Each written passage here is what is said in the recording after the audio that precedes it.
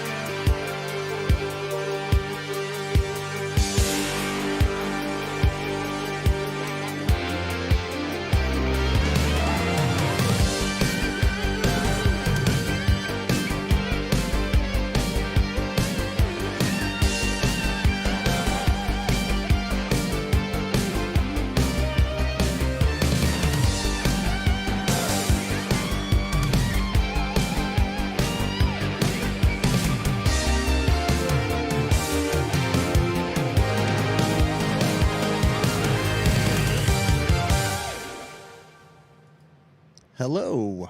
Hopefully you guys are doing well. Hopefully everybody can hear me okay out there. Do me a favor, let me know in the chat if everything's going well, because I did make a few changes to my computer, and usually when I do that, it screws everything up, right? That's usually how it works. So let's see what's going on here. We got all the normal people in the chat. Hello to everybody. It's really awesome. If you guys are just watching this for the first time, this is the HVACR Videos Q&A live stream, okay? I typically do these Monday evenings about 5 p.m. Pacific. Started streaming on Facebook. I'm trying to figure out a better way to stream on Instagram too. It's really kind of difficult. It's just how it all works out. It's really frustrating with the whole Instagram thing. And there's a bunch of different apps and different things, and it's just overwhelming to try to figure all this stuff out. But sorry, I got distracted there for a second, but yeah, the whole social media thing kind of messes with my head because I'm trying to be a normal person, work, have a family, and then I started this whole social media thing and it just turned into this. So it's kind of crazy, but hello to everybody out there. Let me see what's going on in the chat right now. I'm just going through this. If you guys have questions that you guys want to ask, if you want to throw them into the chat, on Facebook or YouTube, feel free to do so. Do me a favor and put them in caps lock. It'll help me to see them a little bit better, okay? You know, there's a lot of questions that usually come through or comments or different things. If I miss your question or comment, shoot me an email, hvcrvideos@gmail.com. So, right on. So let's get through this. So I do want to address something with the videos. You know, I really do appreciate everybody's comments. I appreciate your advice. I appreciate your criticism. Okay. I do want to talk about criticism. I am open to criticism, and I'm telling you, there's been many times I've been proven wrong. Okay. You know, with something that I said, and then someone, you know, has a comment and says, you know, hey, I don't think you did that right. And I appreciate that because that helps me to grow as a technician. The one thing that I ask though, is that you be polite about it. Right. So, there was an interaction that I had with someone, and I didn't mean to offend the person, but when they put a condescending comment in the comments, and you know, I can't get to everyone, but it just so happened that I came across that comment and I responded. Okay. And I probably wasn't the nicest person. I probably wasn't the Chris that everybody expects, right? Because it was kind of annoying, right? And don't get me wrong, I'm okay with criticism. If you have something to say, tell me. Just tell me like it is. I mean, you don't have to butter it up. Just tell me, right? But you don't have to be a jerk about it. That's what I'm asking, you know? You don't have to be crazy. Just, you know, put a comment in there. Let me know. Shoot me an email. You're not going to embarrass me. I appreciate anything. Okay. So I'm happy in the public side. You can leave it there. If you feel like you really want to send it private, shoot me an email. Let me know. But make them constructive, right?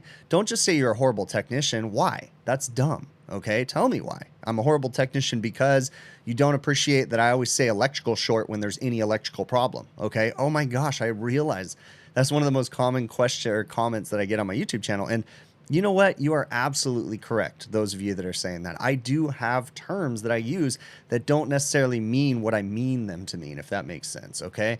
You know, when I'm working on things and, you know, I have an open circuit, right? A break in the line, I'll call it an electrical short. Or, you know, if I have a direct short to ground, I'll say it's shorted to ground. It has an electrical short. I realize that there's times that I don't use my terms correctly, okay? And I apologize, and I am trying to be a better technician at it.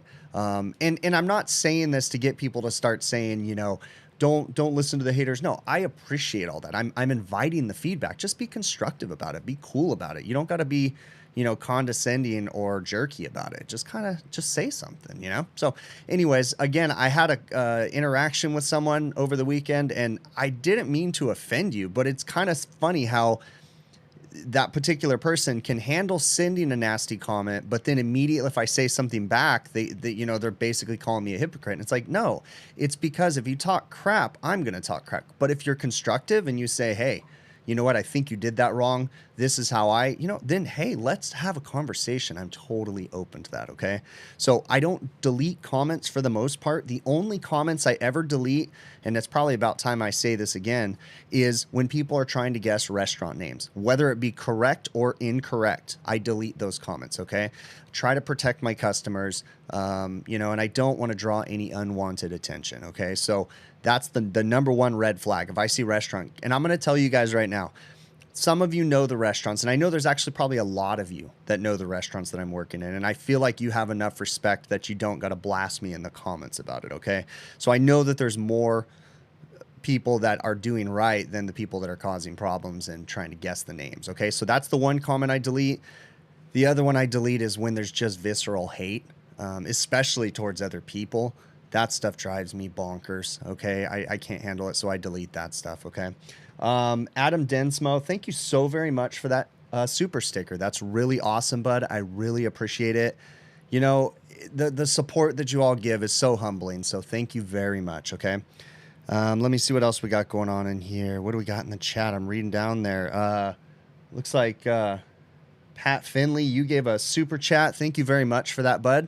Pat Finley's with the Commercial Kitchen Chronicles. So Pat lives in the Midwest, and he works on everything in the kitchens. Okay. I work on HVAC, ice machines, exhaust fans, and refrigeration. Pat adds the hot side to that. Okay. And the water side, I guess, because I think he works on dishwashers too. I think I've seen him do that. So, yeah, so Pat does a little bit of everything. Okay. And he actually started a podcast. Y'all should definitely check it out. Commercial Kitchen Chronicles. Just search that on the social media apps. You'll find it. you'll figure all that stuff out, okay? But all right, let's get on through here. So thank you everybody that's supporting the channel. You know, even if it's just watching the videos, guys, thank you so much for the support, okay? Let's see what else we got going on in the chat. What am I missing? Joe T said someone gave him a can of Arm & Hammer coil cleaner. Is it good to use going to clean your condensers? Joe, it's hard to say what's actually in it. I don't know. I don't know what's in their cleaners. I don't know what they put in there. It's not something that I would really be playing around with. I'd be very careful about putting random cleaners on your equipment because you don't want bad stuff to happen. So I can't really vouch for the Arm & Hammer stuff. I have no idea how that stuff works. So let's see what else we got going on in here. All right, I'm going to start crossing things off my list as I start to talk about them. So, you know, oftentimes when I'm in my videos, you got to understand that, and I realize I do need to be aware of this, okay? And it's hard for me, but you have to understand that I don't go into these videos with a plan. I don't walk up there and think, okay, this is what I'm going to talk about, okay?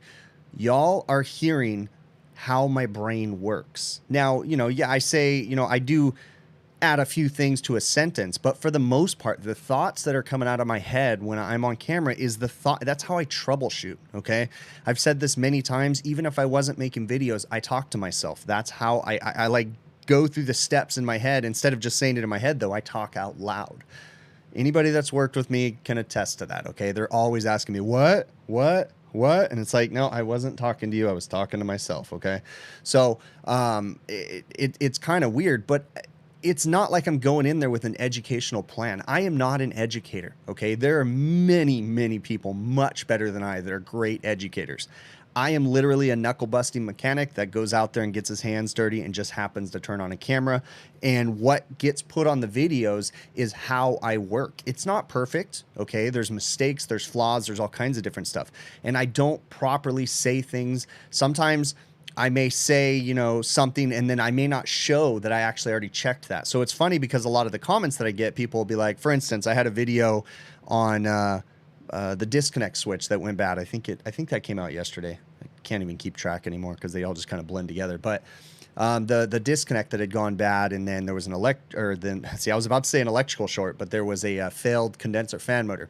So, you know, there's a lot of comments. Hey, I probably would have checked this. I would have done this first. And it's funny because when they say that, it's like, I actually did, but I should have caught that on camera, you know, because again, sometimes it just kind of happens when you're out troubleshooting. So I apologize. I am not the best at teaching or educating. So please bear with me on that. I'm trying my best to become a better speaker and person that I don't even want to call myself an educator, but I'd like to start researching more educational ways to talk about things and stuff. So it does sound interesting. Okay. So I will try to work on that, but I apologize when I don't always say everything correctly or, you know, do everything perfect. But I do like to say that I think that's what makes me like majority of you viewers is because I am real, right? There's something about not everybody. I know there's a lot of good educators, okay? But there's a small percentage that are the kind of people that literally say, well, you know, they're so determined and so stubborn that the educator themselves can't take criticism or can't grow or realize that maybe they've been wrong their entire career. Hey, there's many things that I have learned that I just looked back and thought, oh my gosh, I've been doing that wrong my entire career.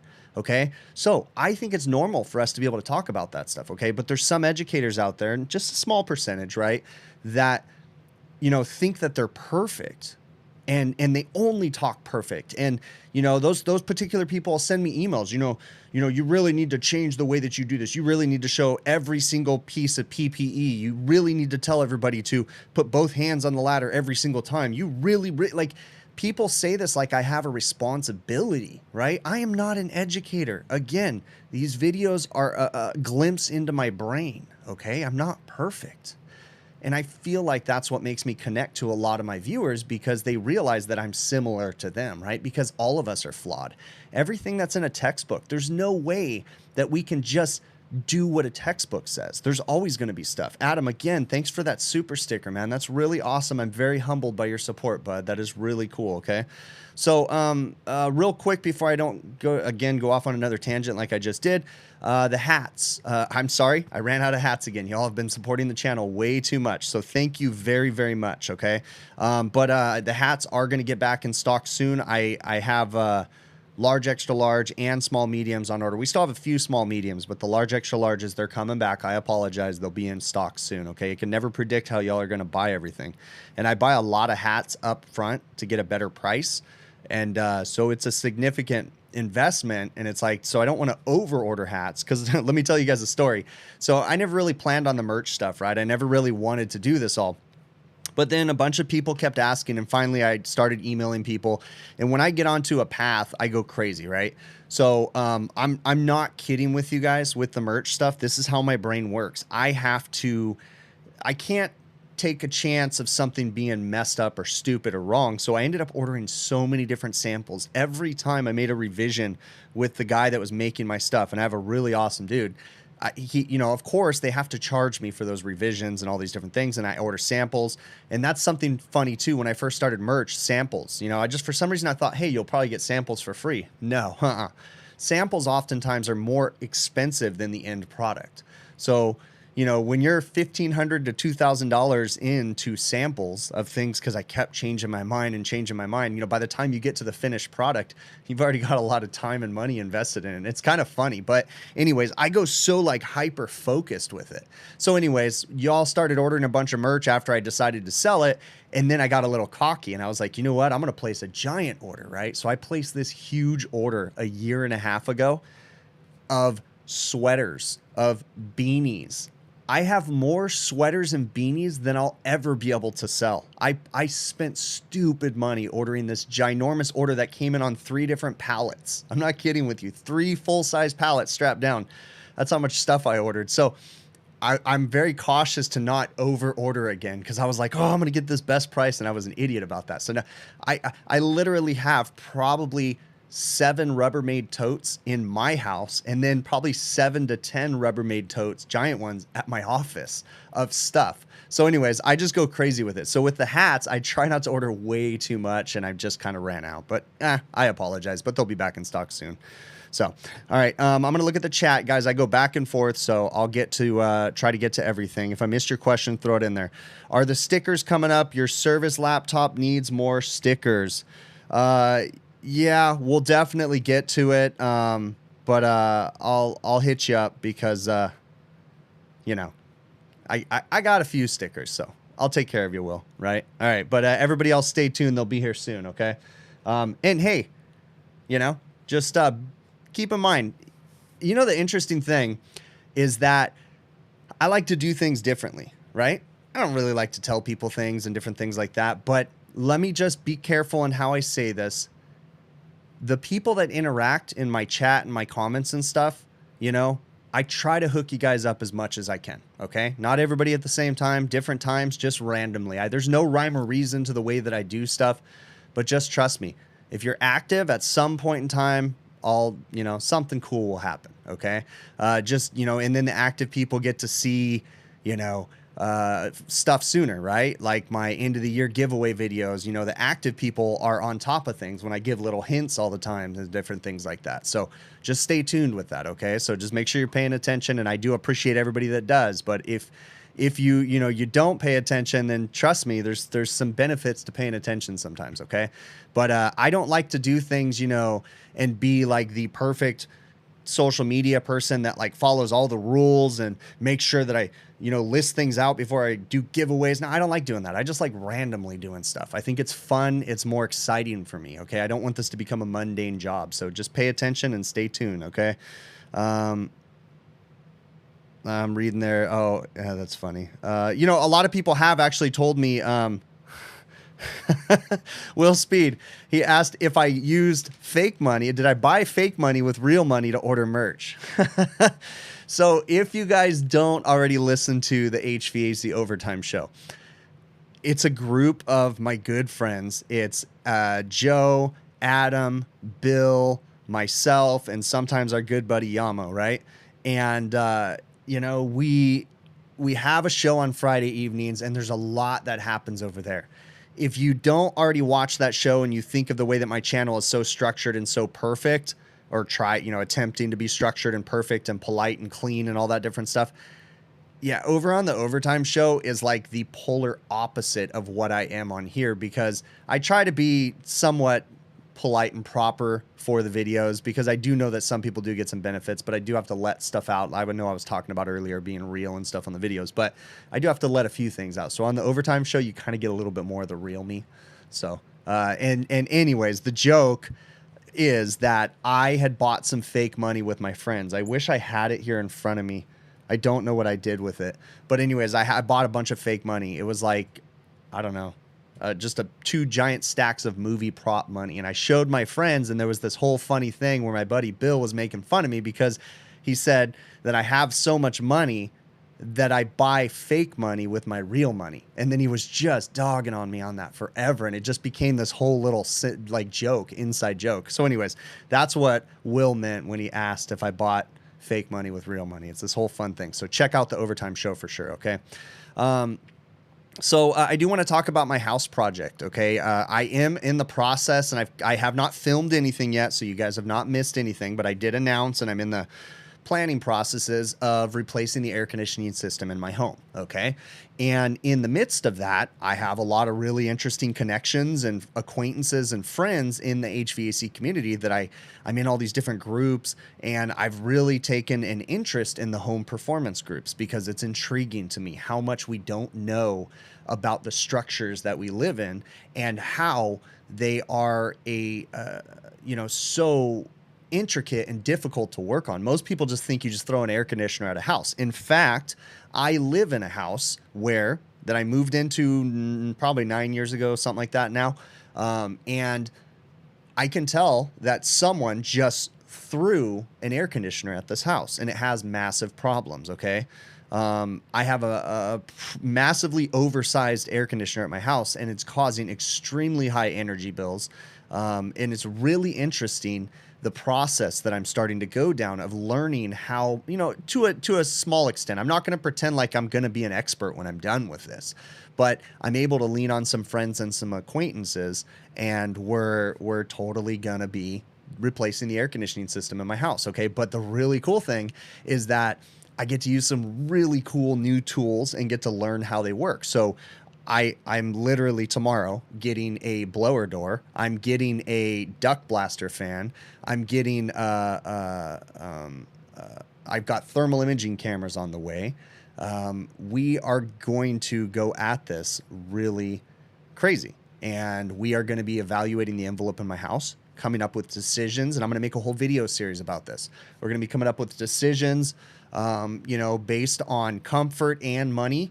And we're going to try to address this, but it's going to be in layman's terms, right? That's the biggest key thing that I want to get out is y'all are going to be learning with me, right? Because I know really nothing about building science besides, just some silly little structural ideas about it, right? But it's really interesting, the path that I'm going down. But it's also funny because the more and more I think about it, the more expensive it gets. And this project has already gotten ridiculously expensive, and I haven't even done one. Well, the only thing I've done is installed an energy monitor and Ecobee thermostat. That's it. An energy monitor and an Ecobee thermostat. Those are the only two things I've done. Other than that, it just keeps adding up with all the different ideas that I have. And it's like, man, this is going to get crazy, So I got to tame it down. And in the video, though, I want to show like, okay, this is where I started to think, but this is where I settled, which may be significantly lower than my grand plans of, I'm realistic. I know my house will never be passive, right? But I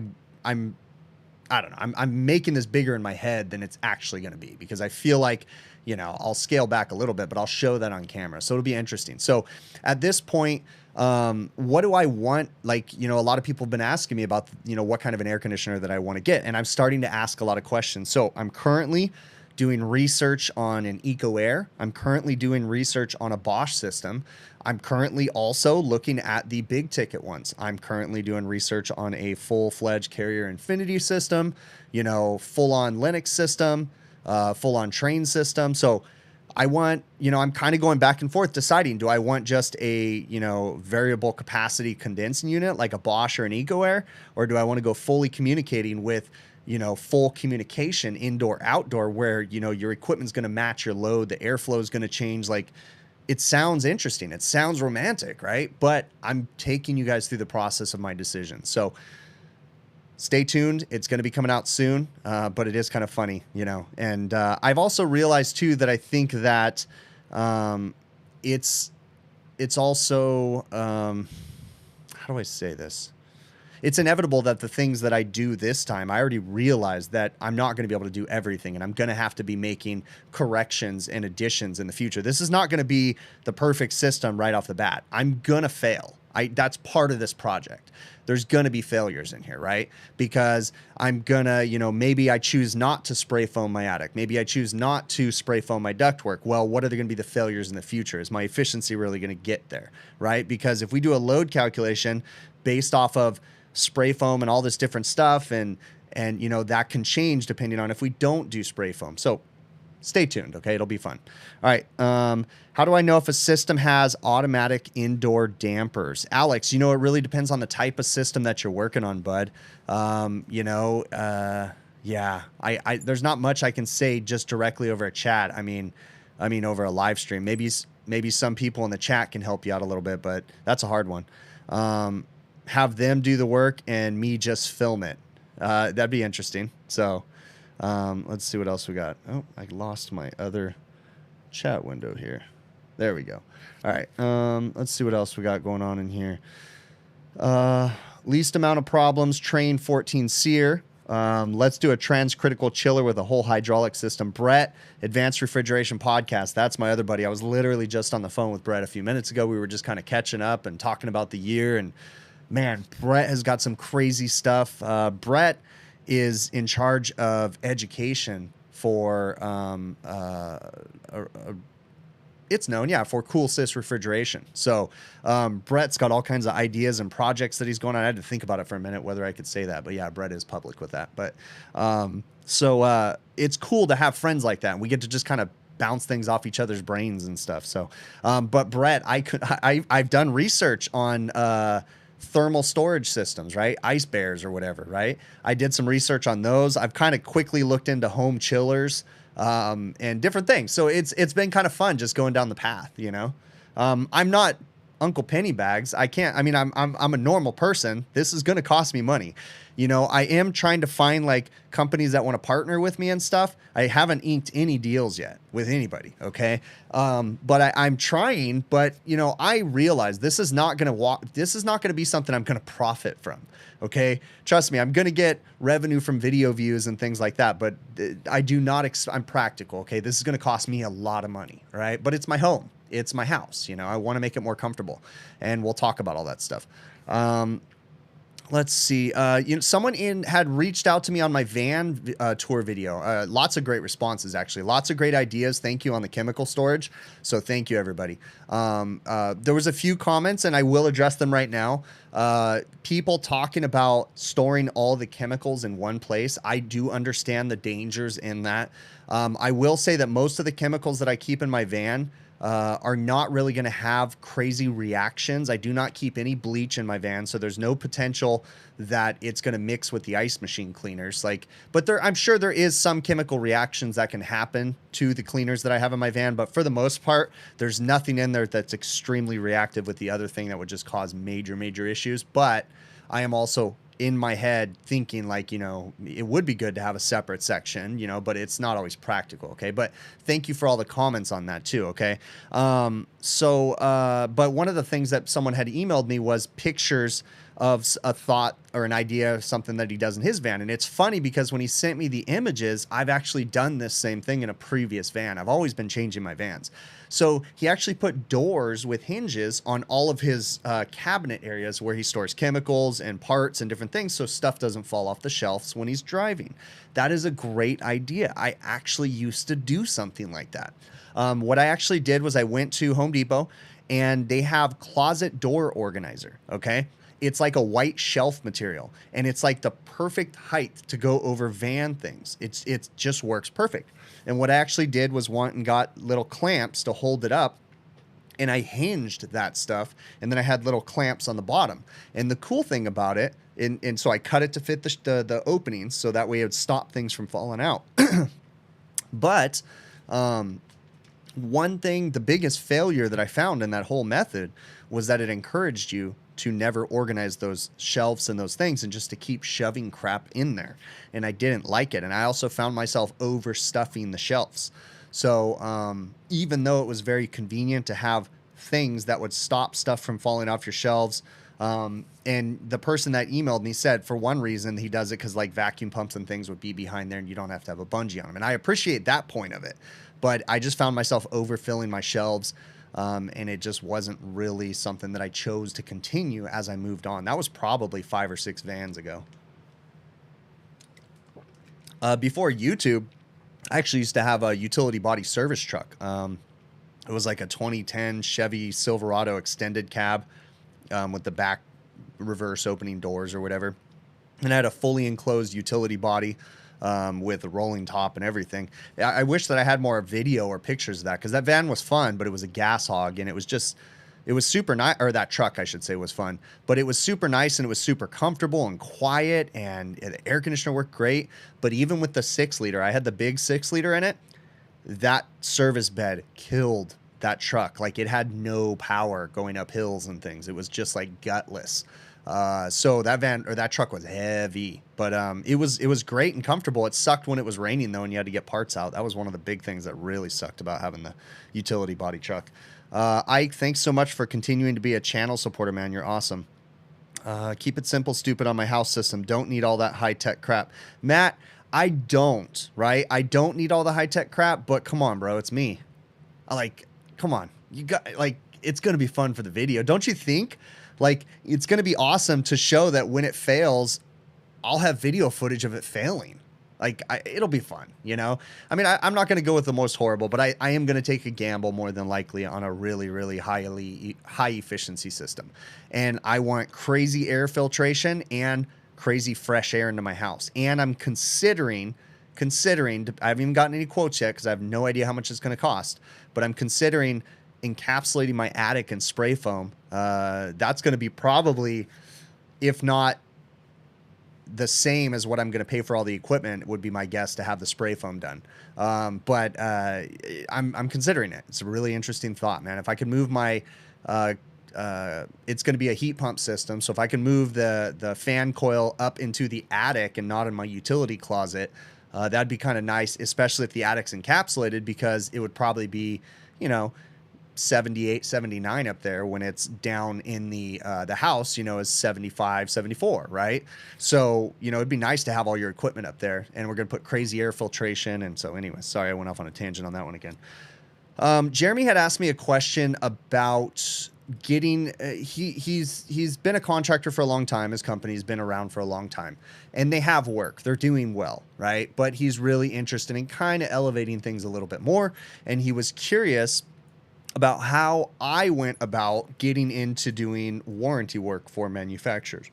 So, Jeremy, first off, I'm going to tell you right now that I have never found a company that actually pays you properly to do warranty work. Okay.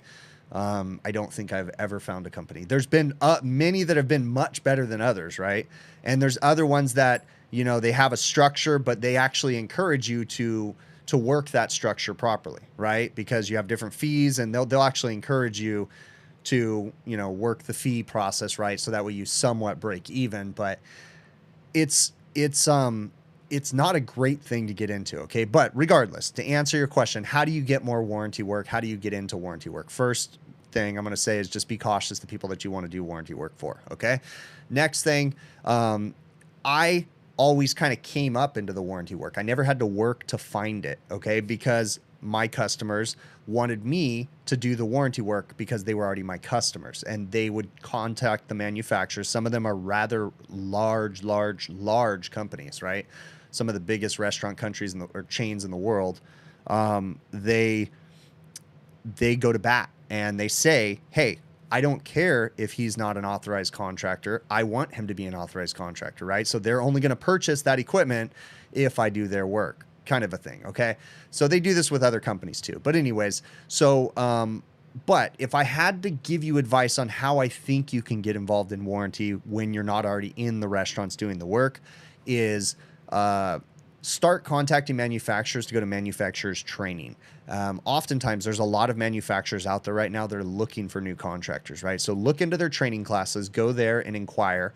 And then also just reach out to the manufacturers. If there's, like, for instance, you want to work with Manitowoc Ice Machines, right? Give Manitowoc Ice Machines service a call, right? And then say, hey, you know what? I'm really interested. I'm in this area. This is the company I have. I'd like to do your warranty work. They might get you in contact. Though they're looking for contractors right now. I'm literally getting emails from people that don't even know that I'm Chris from HVACR videos that are saying just because of my company, and they're like, hey, we'd like you to be a warranty provider. Okay, I've never done their work, and it's not because of my reputation. Well, it is kind of, but I mean, they're looking for people. So, all right, let's get to the chat, see if I'm missing anything. Yeah, definitely. Ike, he said, don't forget to join Chris's Discord server, HVAC Trivia Night coming up on Friday. Yeah, so if you guys are interested in joining my Discord, shoot me a message, an email, whatever, and I'll get you the link, okay? One of these days, Ike will get me set up to where I can actually share this easily. And it's actually not Ike, it's me. But anyways, I'm a dumb. So he always gives me the link, and I typically don't have it. Now, I don't go into my Discord server as much. Actually, I haven't gone in there in a very, very long time. Probably months and months, if not a year.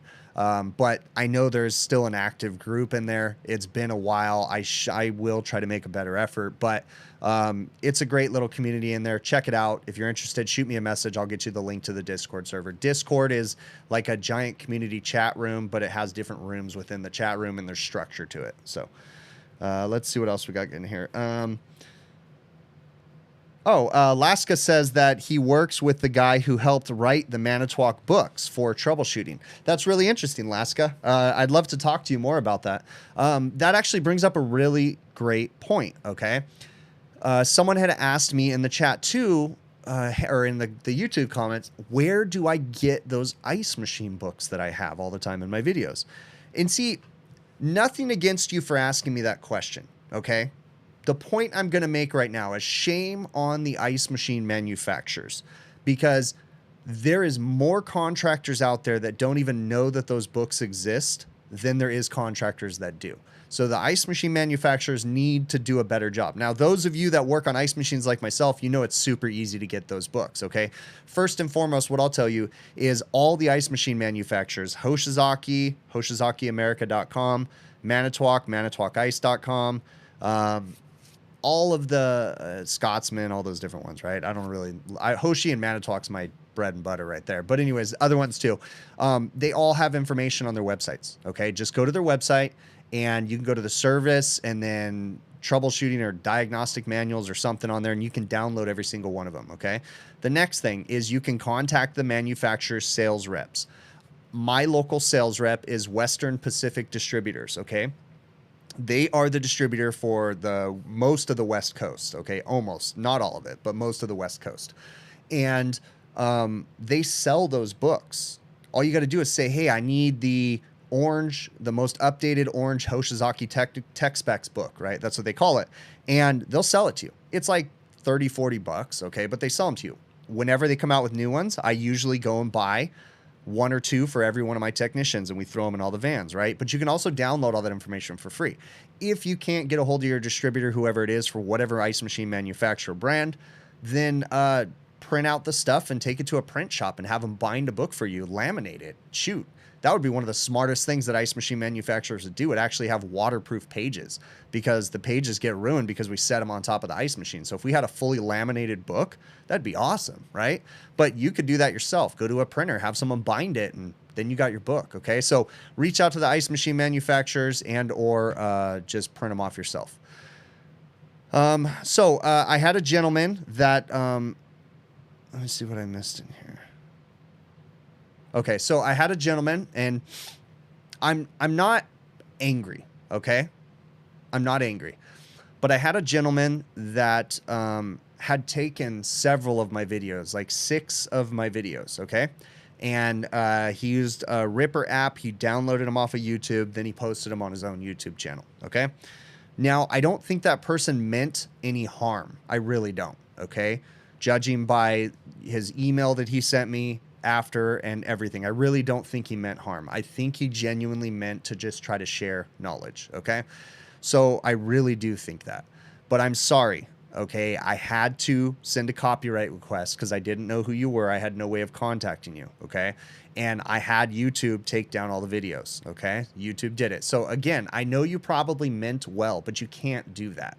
You can't take other people's content, especially when we make a living off of that content, right? I can't have you. I know you just want to share knowledge, and I'm giving this knowledge for free. The only price that you have to pay is your time, and you have to watch.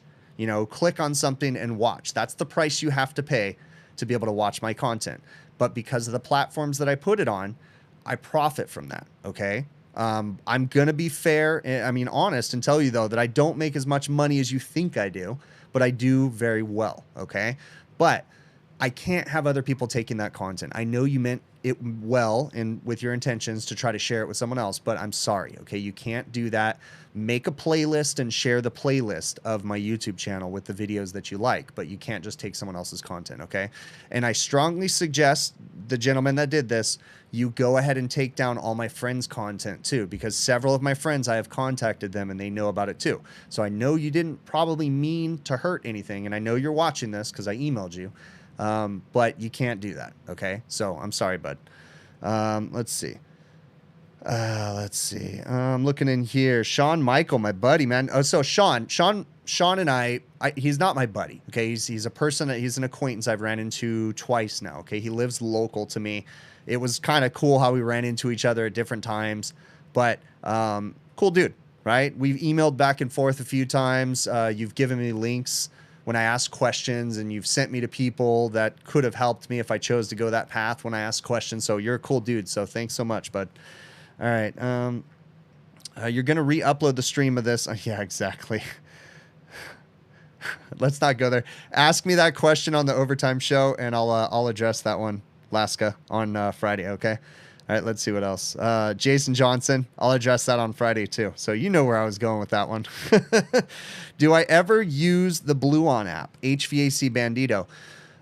Yeah, I have used it a time or two. I've probably used it maybe 4 or 5 times in the last 6 months. So yeah, I have used it. It's really awesome, the amount of content that they have. Now, let me also say this, that most of that content, if you're capable at asking the Google a question, you can find the content that they have on the Bluon app, right? Just got to go to the manufacturers, different apps. But it is nice to have it consolidated in one space. And something I'm going to tell you right now, right, is when it comes to converting refrigerants, Bluon, something really cool that they do in their app. This is not an advertisement, okay? And Bluon, I know, dude, I'm gonna tell y'all right now, Bluon has been reaching out to me for a very long time. I've chosen not to do anything with them, but maybe one of these days, okay? They've been trying. There's been little beef in the past that I had with Bluon, but in all fairness, that was one-sided. I don't even think that, well, actually, I did find out that they knew that I was frustrated. But anyways, long story, going off on a tangent again. But yeah, I have used it a few times. It's a decent app. It really is. So good for them. All right, let's see what else. For my 40th birthday, I should have a pineapple-themed party. Jesus, you know what? That would be pretty funny. You guys have broken me with the whole pineapple stuff. Again, guys, you got to go to the HVAC overtime show, okay? There's a lot of viewers in here from the overtime show, so they know what they're talking about with the pineapple party. It's an inside joke big time, but it is a hilarious thing. And the most embarrassed person in the whole inside joke is my wife, but the entire internet knows about this joke, and it's just hilarious. But you got to come to the HVAC overtime show. That's where you'll understand this stuff, okay? So that's funny, though. That is really funny, Jesus. All right, cool. I'm going to get to my list of things that I keep forgetting to look at. What else we got going on in here? Looking to see. I don't really think I'm seeing anything on there from Facebook. Okay, probably not many people watching on Facebook. Let's see. I already addressed that question. I'm going to cross that one off. And Marcelo asked, oh, this was a really interesting question. So Marcelo had emailed me, and forgive me, you've probably already done this work, okay? Because I don't get to my emails as much as I'd like to. I think this email was like 2 weeks back, but he had asked me a question about a Manitowoc ice machine. So I'm going to answer this question because you haven't told me how you did it yet, okay?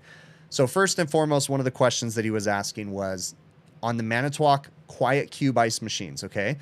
That is where the compressor is on the roof with the condenser, but the receiver is downstairs at the unit, okay? It's a quiet ice machine. You don't hear the noise of the compressor. They have the receiver. It stores all the refrigerant. So anyways, on the QuietCube machines, how do you braze in the expansion valves? And it's a great question, okay?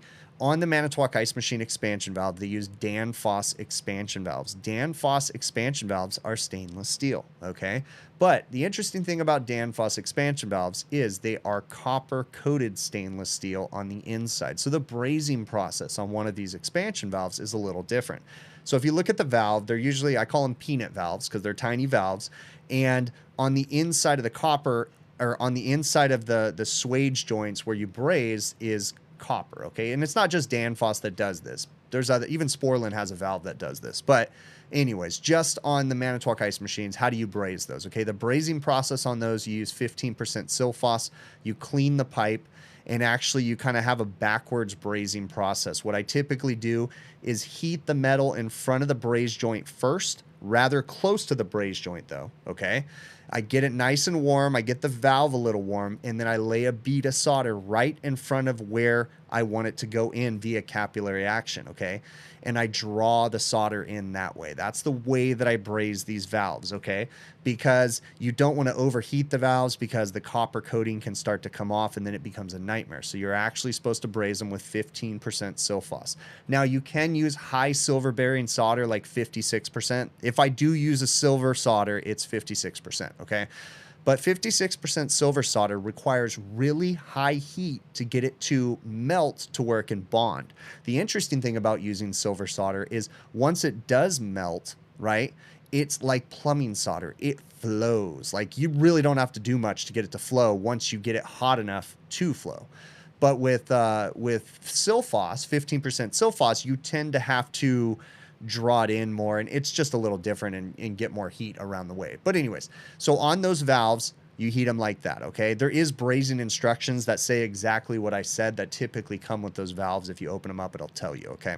So next thing is on that machine though, can he isolate the head unit from the top unit, okay? So from the condenser unit on the roof, there is a suction line and there's a liquid line, okay? They're running downstairs into the ice machine. There's a compressor up top and accumulator up top. So he's asking, instead of having to recover the refrigerant charge from the whole unit, can he just close the isolation valves and recover from just the downstairs unit? Well, yes, you can. And while there's one benefit from doing that, you don't have to do that. And something that you're going to have happen is you're going to have a minuscule amount of refrigerant just trapped in the top, and it just seems like it's extra work that doesn't need to be done.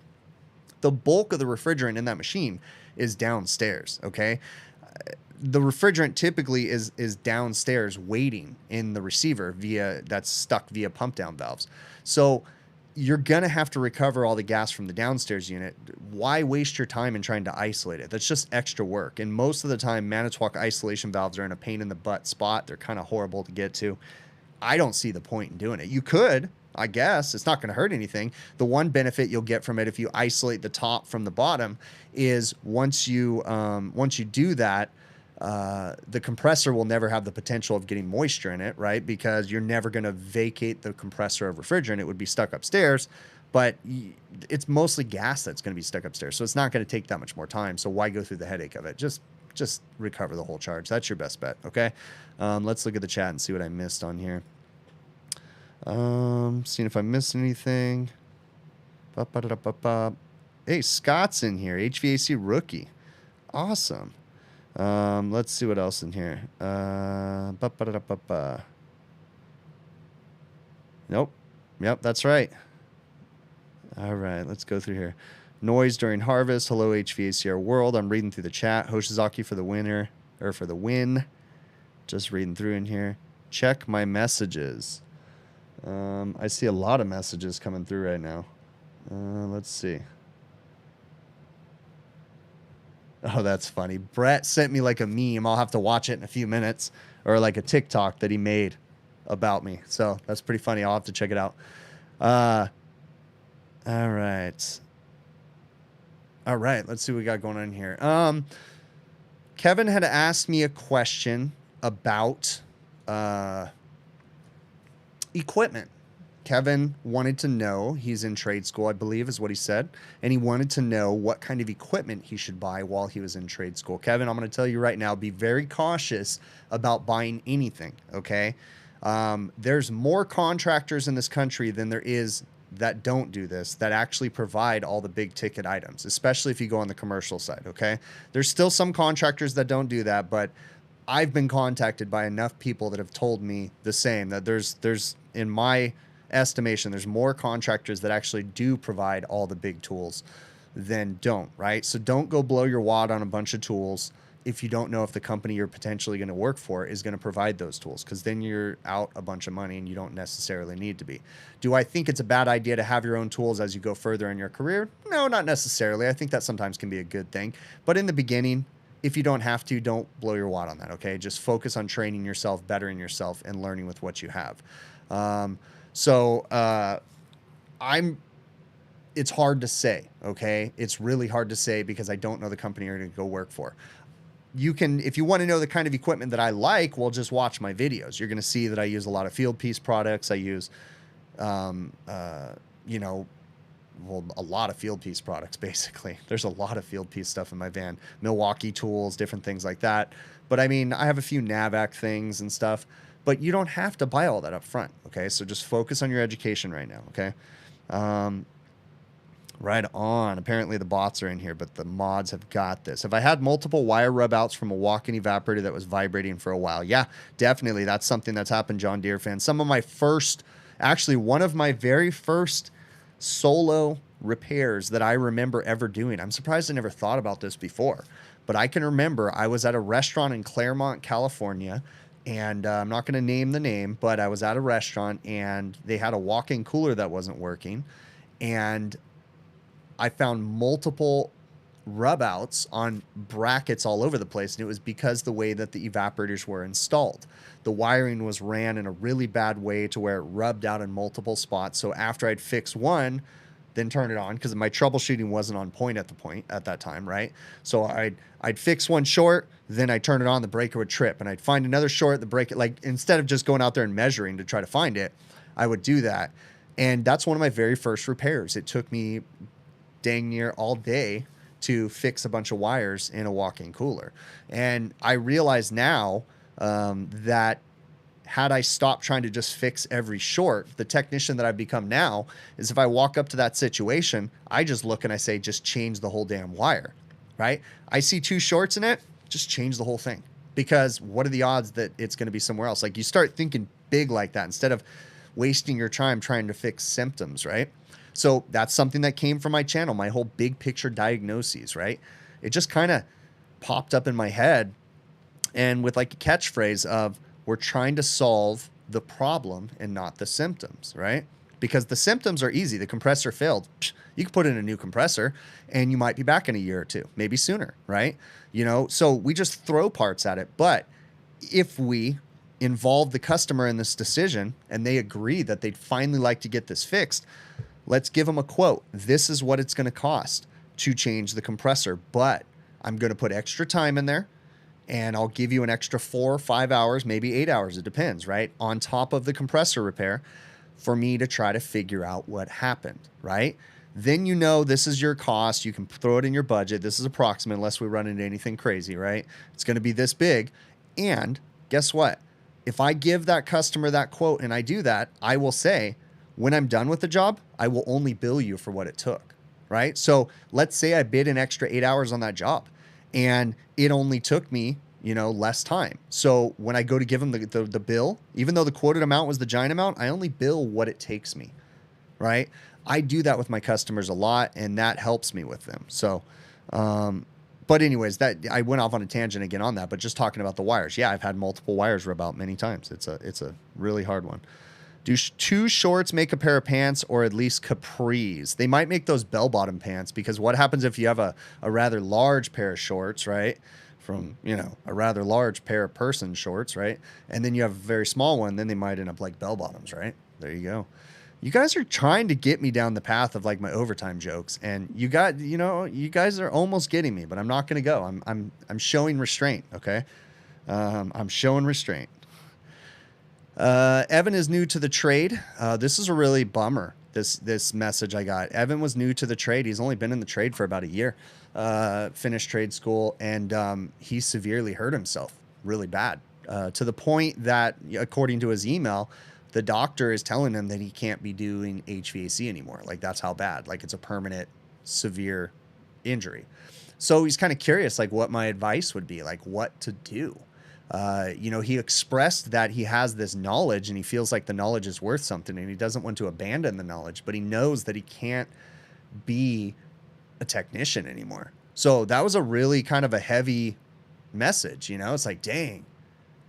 And then it gets me thinking, like, what would I do if I couldn't be a technician? Like, I'm going to live, I'm going to be fine, but what would I do if I just couldn't one day be a technician? Just like that. Wow, that'd be rough. Like, you know, I feel for you on that one. That's a really interesting one. Laska, thanks so much for that super chat. Okay. But yeah, that's a real one, man. That's a tough one. Okay. So I would imagine that I would start investigating educational gigs, right? I would also start to investigate office work if that's something you're interested in. I know that you have knowledge though, so maybe technical support would be a thing. It's going to take some time to get there. You can also try to work for some sort of an institution in the hospital sector. You'd be surprised what kind of things hospitals will hire. Like, whether they be disabilities and different things, they really, in my opinion, in my experience, hospitals tend to do really well with people with interesting restrictions when it comes to hiring.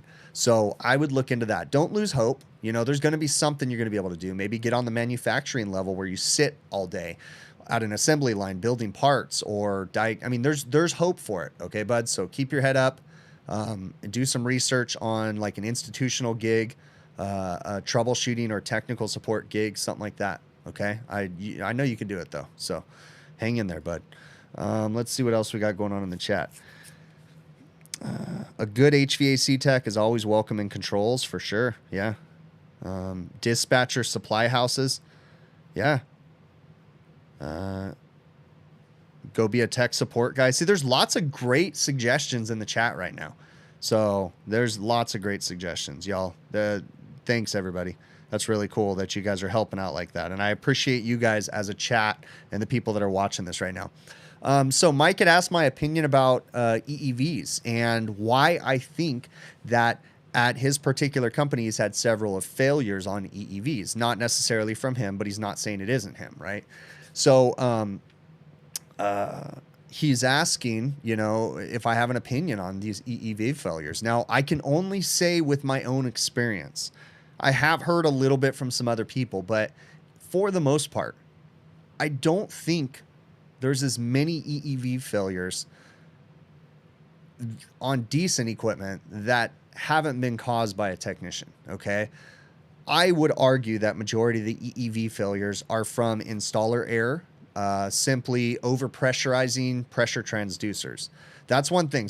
It can lead someone down the path of a failed EEV if they have a bad pressure transducer, because a bad pressure transducer is going to tell the circuit board that something's happening that's not happening, and it could overdrive or underdrive, and it can make someone think that the EEV is bad when it could have just been the pressure transducer. I had experience with Heatcraft stuff in the early days of their smart evaporators.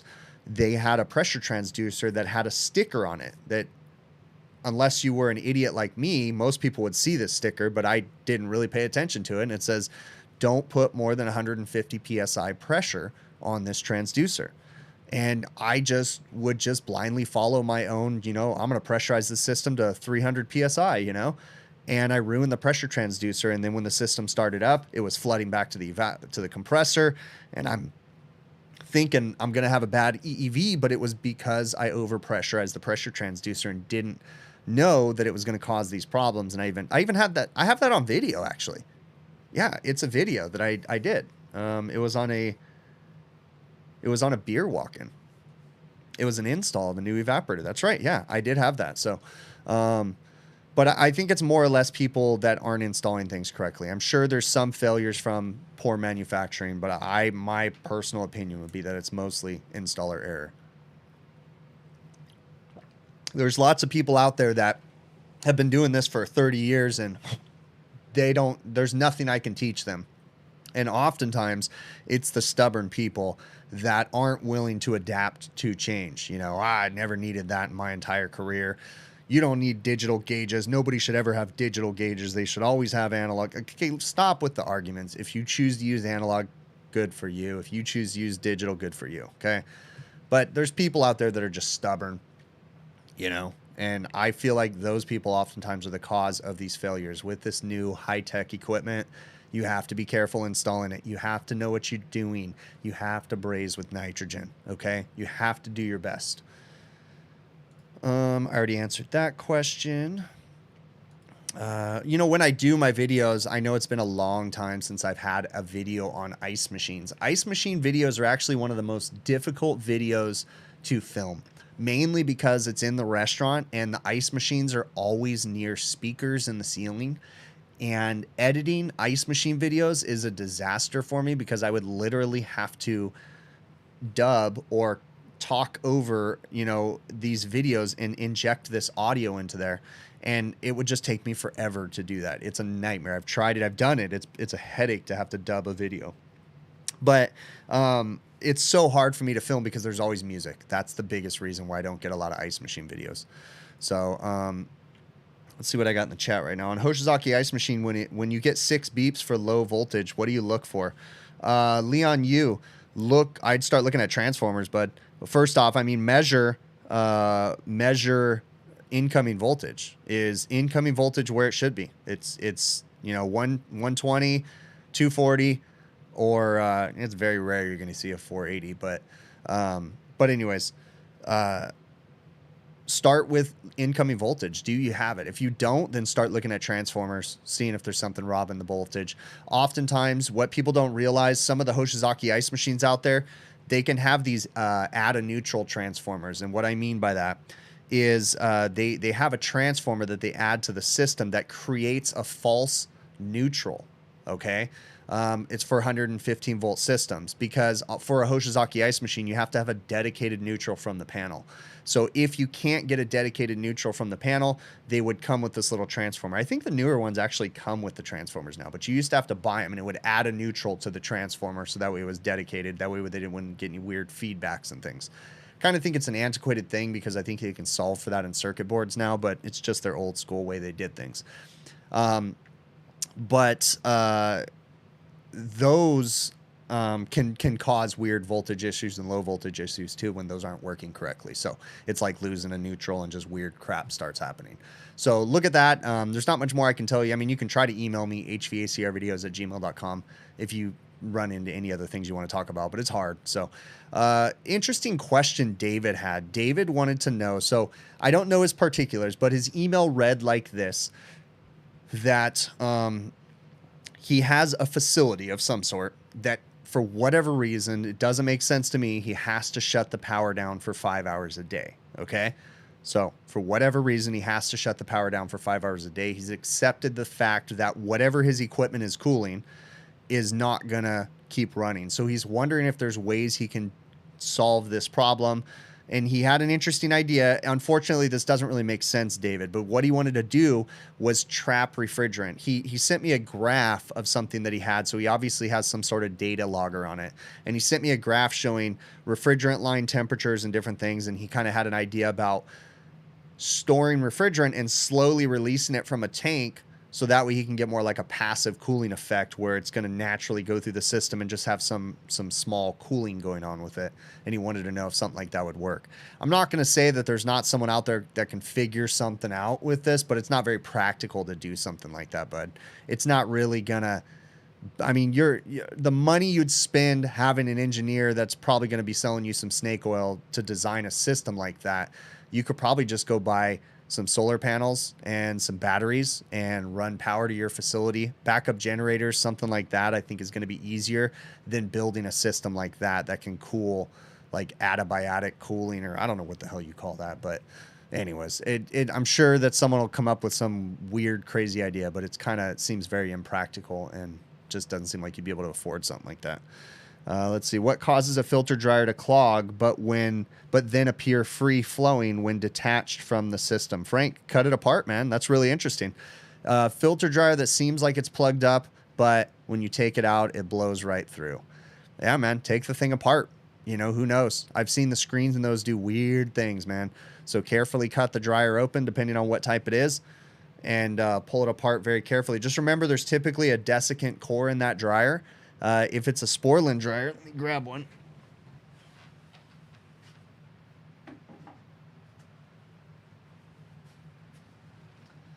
If it's a Sporlan dryer, it's going to look like this. It's going to have desiccant in it, and it's a solid core desiccant. So if you're very careful about cutting open the Sporlan ones, you cut them around this little ridge right here. And when you cut that ridge all the way around just very carefully, you can actually open the shell up and get the desiccant out as one whole piece. It causes less destruction to the dryer. But you'll actually figure out the makeup inside those is a metal screen, and then like a felt screen, and then the desiccant. Like, so it goes through a lot of different layers. So some interesting things can happen in dryers, especially if they're installed in places they shouldn't be. So I'd encourage you to cut that dryer open to try to figure out what caused it. It's hard to say what would cause that exact situation unless there's some sort of restriction before or after the dryer too. But yeah, that's a hard one, bud. Let's see what else we got going on in here. Best refrigerant hoses. Getting an S-Man 480 and you need hose ideas. Okay, so Pat, I mean, honestly, I just buy JB hoses. I used to buy Yellow Jacket, but Yellow Jacket really isn't sold in any of my supply houses anymore. So I like the Yellow Jacket ones better, but the JB just better. Their hoses are fine. I buy hoses and then I add the 6-inch ball valves. I don't use any of that weird crap. I just take out the Schrader cord depressor in the normal hose where it connects to the 6-inch ball valve. And then that way you get better flow in that point. And yeah, I just use those. I like the JB hoses. They work good for me. They last decent. So,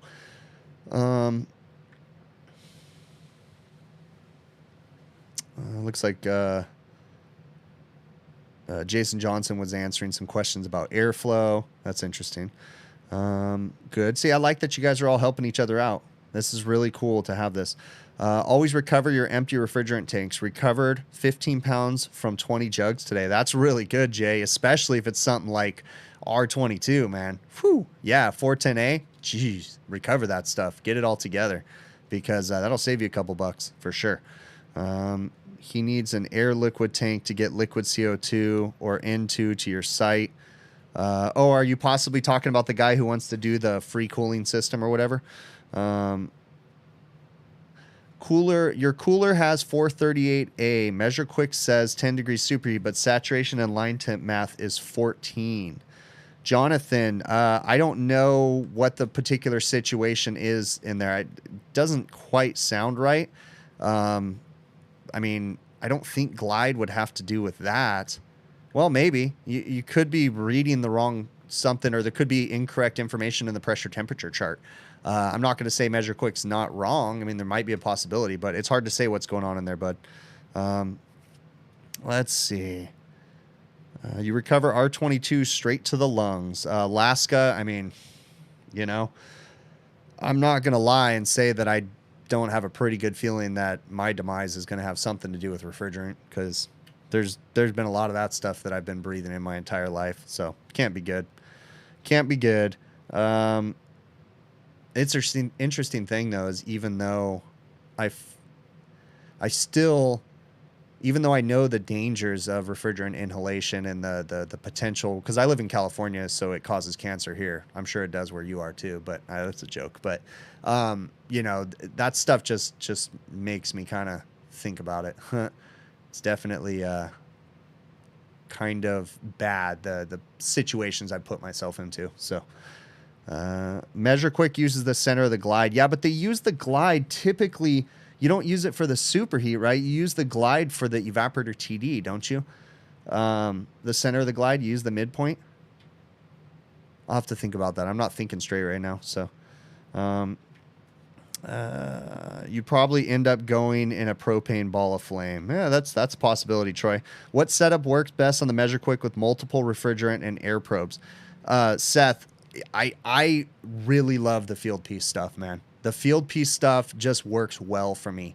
I know other people love Testo, but field piece, in my opinion, just has the best range. I'm sure that someone will come knock them off their high horse eventually, but the field piece stuff is great. And they really are a great company, to be honest with you, too. I was joking about knocking them off their high horse, but I do work with them, like piece work occasionally, where we've worked on projects and stuff.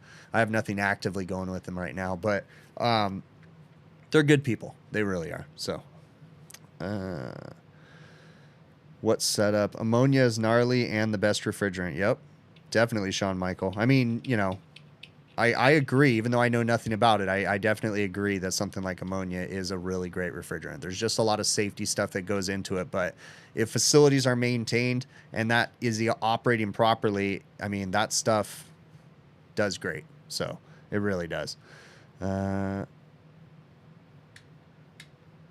Let's see. 22 better for the lungs. Yeah, who knows? Can I talk about glide basics? Noah, that's something I kind of need to prepare for. I'll probably stumble over my words and get some things incorrect. So I'd kind of need to be a little more preparing to make sure that I get things correctly when I'm trying to explain glide. So how you have a follow-up question about the 6 beep issue? Shoot it out, Leon. I'm waiting, man. I'm just hanging right here. So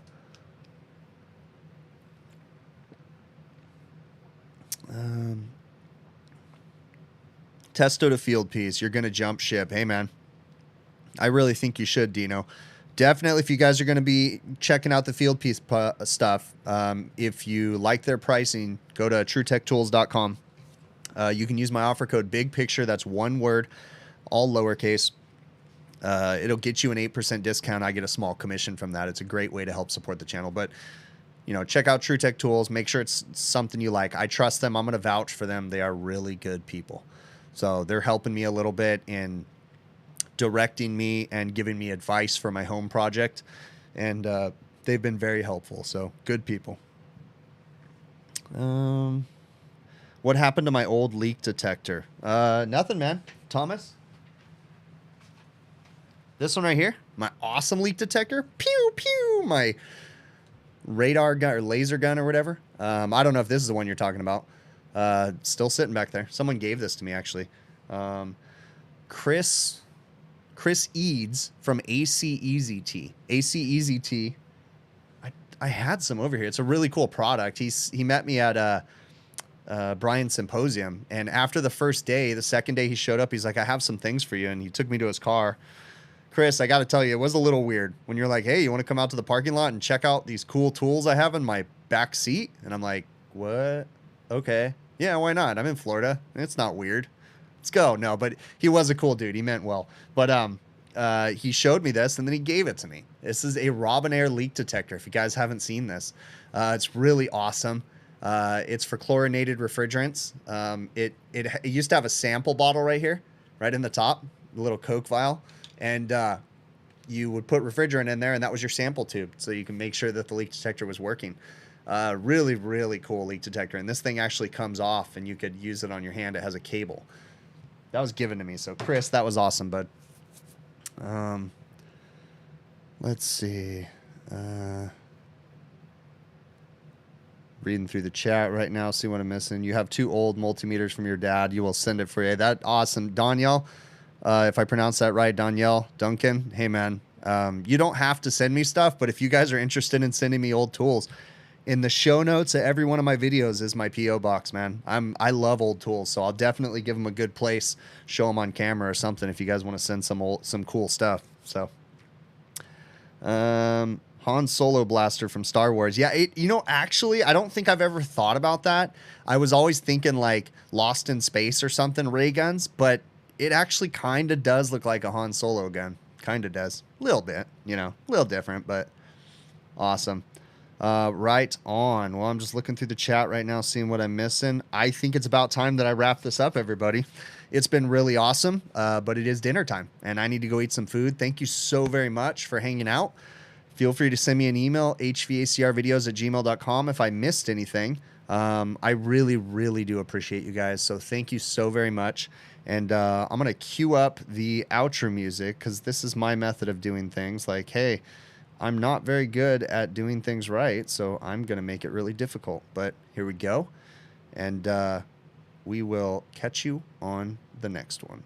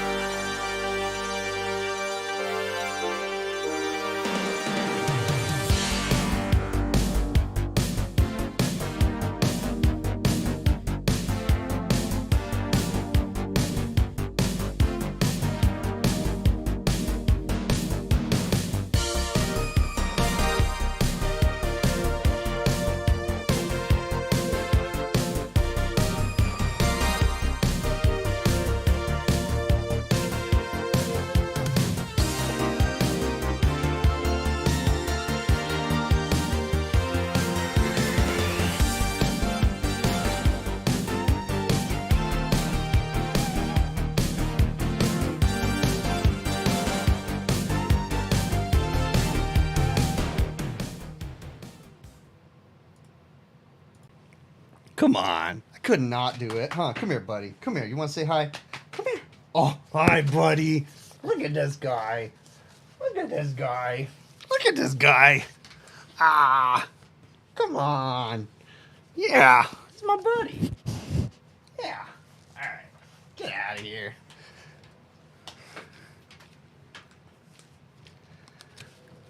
Come on.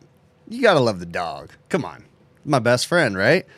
I do have to say, man, I have regrets for my first dog, because I loved my first dog, but I don't know. There's something about this one. I think I'm at a different age where he's got me. He's got me for sure. So